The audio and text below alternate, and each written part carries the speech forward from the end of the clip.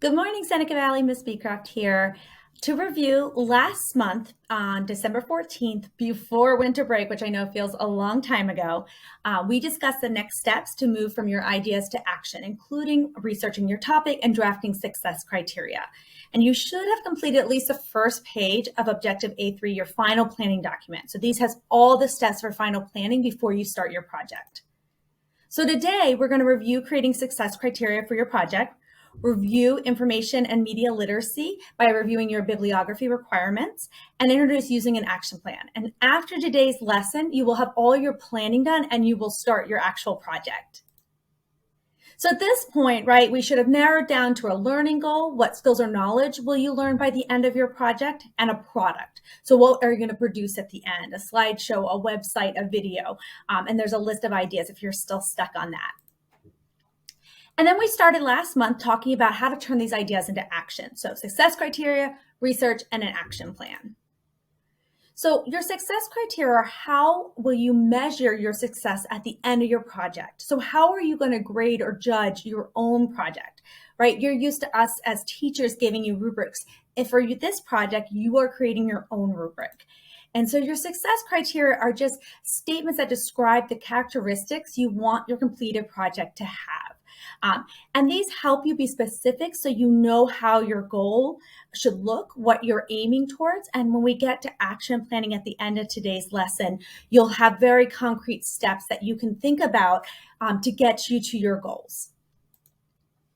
So for an example of success criteria, if your learning goal is to learn more about eco-friendly designs, work with recycled materials, and you're going to produce a wallet that utilizes recycled materials, your success criteria could look something like this. The wallet must be made from materials that are recycled from other uses and are commonly available. And you're going to measure that success criteria by the list of materials that you use as you produce your wallet. Criterion 2, the wallet must ensure that contents don't fall out, so it functions as a wallet. And criteria 3, a group of 5 users, 3 will rate the wallet as desirable in terms of appearance, usefulness, and likelihood of use based on a survey. And so for those last 2 criteria, at the end, you're actually going to have 5 people rate your wallet and use that to determine if you've met your success criteria.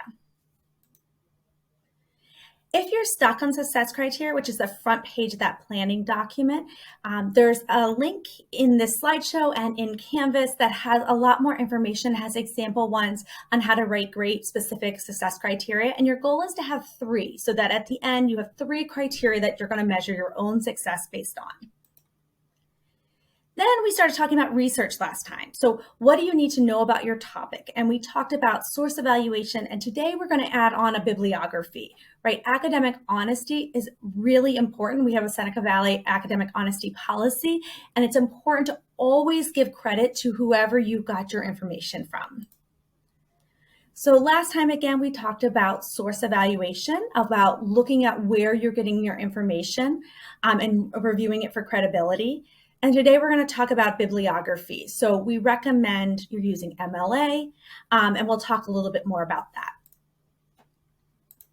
So last time when we talked about evaluating websites for credibility, just really quick review. Look for the point of view. Who is authoring the website? Are they biased? Are they one-sided? When was it published? The publication date. So when was it last published or updated, so that you're using more recent websites and information. And what's the expertise? So who is the author? Are they identified? What are their credentials as an expert? And then you were encouraged to begin your research by just having a Google search. So often this is a great way when you don't know anything about your topic or you have limited information, just kind of wrapping your brain around the basics that you need to know. And as you're Googling and you're finding your sources, you need to make sure that you add them to your bibliography.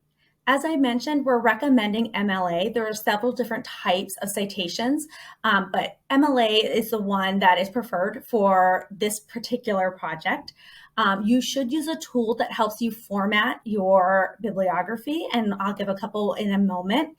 And you need to maintain it throughout. So anytime you use a website for information, either directly or as background knowledge, you need to include them in your bibliography. And you should have at least 3 sources. The importance of this is that it gives credit where credit's due. It shows your work. You avoid plagiarism. You pay it forward. So if anybody looking at your project is curious and learning more about your topic, your bibliography is a reference sheet where they can learn more. And it adheres to the standards of academia. When you're citing our website, there's 6 parts that you want to look for: the name of the author, the name of the web page, name of the website, the publication date. Sometimes it's the last date it was updated, or the copyright date, and the date of access. And so those are all the parts organized in proper MLA format. So if I was citing this article about the MYP personal project, this one actually does not have an author listed. So that's tricky. And sometimes that happens with websites. And so you'll see that I started my citation just with the name of the web page. And that name of the web page is right there. Okay. Then you're going to follow that with the name of the website. So this is the IB community blog is the name of the website, the publication date, and then the URL is the website link at the very top. Okay. Some helpful places if you're formatting your citation page or your bibliography, and you should definitely use one of these. Noodle Tools, Citation Machine, EasyBib, or MLA Guide from OWL are all really helpful. Miss Little Cook in the Library Media Center is also happy to help. And on the last page of that planning document that you're working on, you'll see that there's a frame for a works cited page already set up for you. And so you can use that, or you can use one of these other ones and export a separate page, whatever is most convenient.